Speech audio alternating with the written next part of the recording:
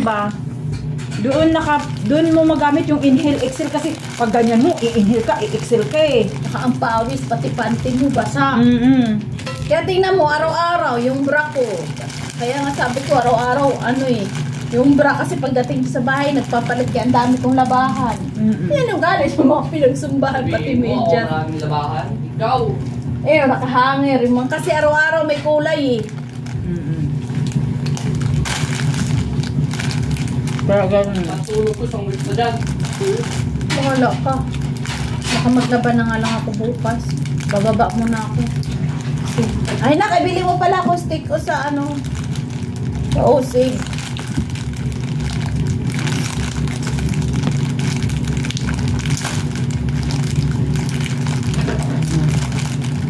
Kabukas na lang ako ng umaga. Maganda sa umaga kasi mamalingki. Hindi kasi dumaan si isda eh. May suki kami dito eh. Wala ko. Mura lang yun eh. Palagi yung isang pirasong tilapia, 30 pesos, 2 tao na makakain. Kasi hindi mo na kumakain tilapia. Ikaw kumakain tilapia sis. Hindi tilapia na ano talaga, yung tilapia talaga na Batangas. Yung tinda niya. Ikaw hindi ka kumakain tilapia? Bakit? Ewan ko. May talaga pumapasok sa ano yung tilapia. Sa tiyan ko. Sa sikumura ko. Pero nagluluto akong tilapia para sa kanilang dalawa. Pero hindi ako kumakain tilapia. Kaya bibihira ako bumili ng tilapia. Pag wala na talaga akong bumili isda, may choice na ako para pakainin ko lang sila ng isda. Diba ang swerte ko may asawa, no? Kasi nung mag-iisip kung anong uulamin.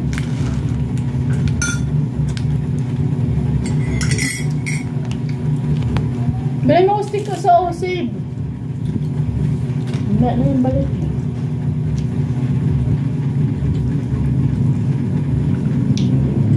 So, kalahati lang yan ang sinain ko kahapon.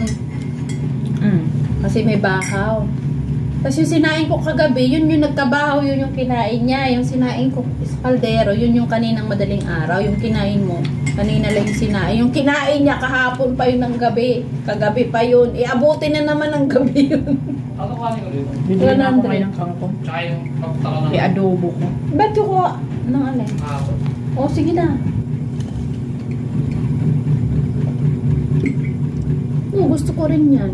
Kaso nilalagyan ko minsan ng ano, konting karne lang kasi ito eh. Hindi siya kakain ng puro kangkong lang. Haluan yung sis ng ano, masarap kaya malasa. Chacharong baboy. Tadtarin mo yung pinong-pino. Kahit isang piraso lang ilagay mo. Mura lang yung chacharong baboy, di ba? Malasa na yun. Masarap. Kaya lagi ginagawa ko eh.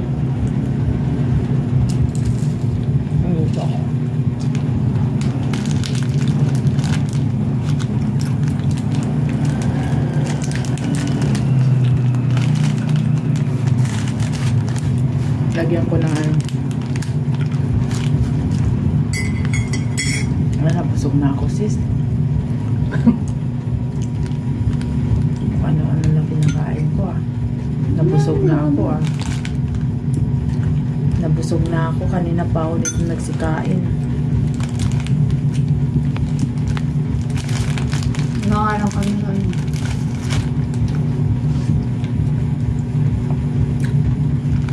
Hindi naman yan namimili yung asawa ko. Kaso kawawa lang siya pakainin mo ng ano kasi syempre pagod.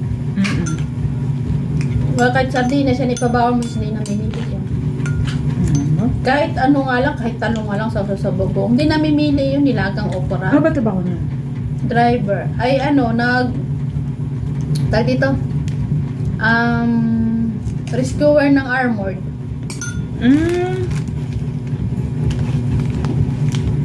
Kahit ano lang yan ipakain mo sa kanya, hindi yan Yung armored na rin, yung tagadala ng pera ilagay sa ATM eh.